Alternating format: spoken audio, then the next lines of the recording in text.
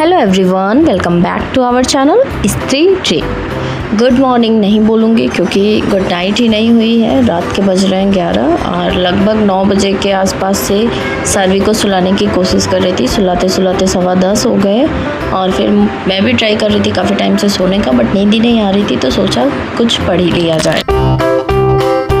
आप लोगों की प्रिपरेशन कैसी चल रही है यूपी टेट की? अब तो 1 महीने से भी कम दिन बचे हैं एग्ज़ाम में। आई होप आप सभी की प्रिपरेशन बहुत अच्छी हुई हो। और आप सभी को पता है कि मेरे हस्बैंड आ गए थे मिड अप्रैल में, और फिर जब हस्बैंड आ जाते हैं ना, इतने टाइम बाद आते हैं, फिर पता नहीं क्यों मेरे वजह से पढ़ने में मन ही नहीं लगता है। फ़िलहाल मैं पढ़ती हूँ, बट मैं अगर प्रॉपर नहीं पढ़ती हूँ तो मैं ब्लॉगिंग नहीं करती हूँ। और जब हस्बैंड आ जाते हैं तो कोई रूटीन ही नहीं सेट हो पाता है। फ़िलहाल अभी भी मैं जैसे बहुत ज़्यादा अच्छा नहीं फील कर रही हूँ, क्योंकि अभी परसों ही हस्बैंड गए हैं और परसों का भी दिन मेरा पूरा ऐसे ही निकल गया। मैं बैठी हूँ जैसे मुझे कुछ समझ ही नहीं आ रहा कि मैं क्या करूँ। और फिर कल का दिन भी ऐसे ही चला गया। और एक्चुअली कल का दिन नहीं गया, कल तो मैंने पढ़ाई था, मैराथन चल रही है, मैराथन क्लासेस में अटेंड कर रही हूँ और आज से फिर मैं ब्लॉगिंग करना स्टार्ट कर रही हूँ।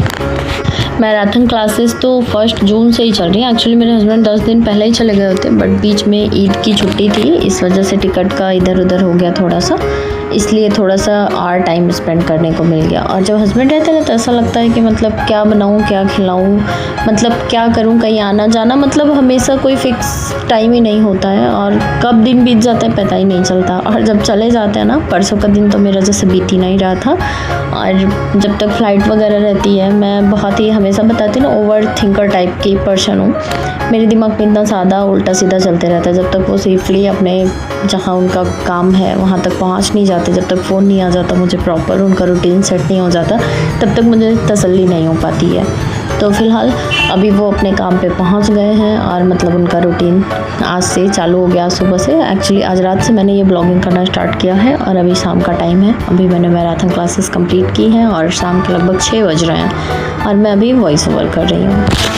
बहुत सारे लोगों का मिसिंग ब्लॉग्स का कमेंट आता है एंड 1-2 कमेंट्स ऐसे भी आते हैं कि क्या ऐसा ही सिलेक्शन हो जाएगा। आई थिंक मेरी फीलिंग ना हर कोई नहीं समझ सकता है। जो ये चीज़ें सफ़र कर रहा होगा शायद उसको समझ आ रहा होगा कि कितना बुरा लगता है। एंड मैं कुछ बोलूँगी नहीं इस पर। सिलेक्शन तो मैं लूँगी, अब कब लूँगी पता नहीं होगा। और पहली बात तो कोई एग्ज़ाम हो भी रहा है तो देखो वो किस वे में जा रहा है, कुछ कंफर्मेशन ही नहीं है। एंड सीटेट का मेरा फर्स्ट एंड सेकंड बहुत पेपर क्वालिफाई है। यूपी टेट का कोई एग्ज़ाम नहीं था, इस वजह से मैंने डाल दिया था ताकि थोड़ा मैं रिदम में बनी रहूँ। एंड सारी चीज़ें बीच में सडनली प्लान हो गई तो फिर थोड़ा सा चेंज हो गया। बट अभी भी जितने डेज़ बचे हुए हैं उसमें मेरी पूरी कोशिश है कि मेरा यूपी टेट क्वालिफाई हो जाए। फिर मैं मतलब जब से मॉक लगाई थी, 1-2 मॉक 80 के नियर अबाउट थी और अभी भी मेरे उतने ही मार्क्स आ रहे हैं। मुझे लगता है मुझे 20 मार्क्स इंक्रीज़ करने की ज़रूरत है ताकि मेरा जो कट ऑफ है जनरल का 90 मार्क्स वो क्लियर हो जाए।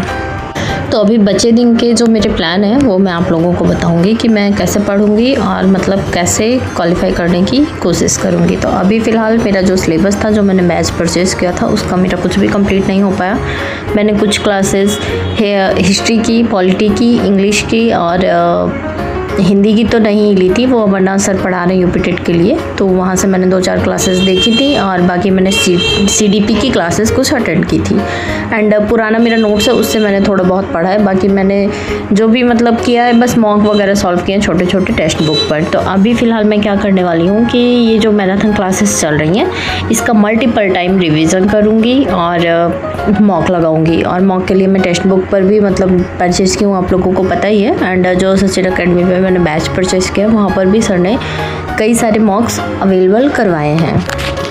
अभी जैसे 21 मई को लेखपाल का पेपर हुआ है, फ़िलहाल मैं उसके लिए एलिजिबल नहीं थी। मैंने फॉर्म अप्लाई किया था बट एग्ज़ाम मैं नहीं दे पाई क्योंकि मेंस के लिए पहले से बताए नहीं थे कि कितने कट ऑफ पर लेंगे पेट के, मतलब कितने मार्क्स पर, कितने परसेंटाइल पर। तो मेरा कम था उसमें और मेरा नहीं हो पाया था। अभी लोअर पीसीएस का भी आया हुआ है, उसमें भी लेखपाल के जैसे कुछ क्लियरेंस नहीं दिए हैं कि कितने परसेंटाइल वाले फॉर्म भरेंगे। फॉर्म सबसे भरवा लेते हैं, बाद में छाड़ देते हैं। तो फ़िलहाल देखते हैं।